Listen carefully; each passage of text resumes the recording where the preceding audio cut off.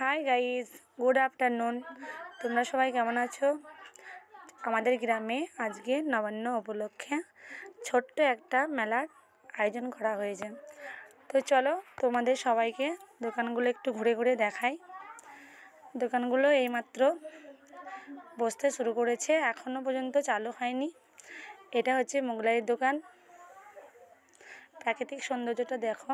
এটা হচ্ছে জাম্পিং, ছেলেরা সব খেলা করছে, নাচছে, যে যার খুশিতে সেটাই করছে।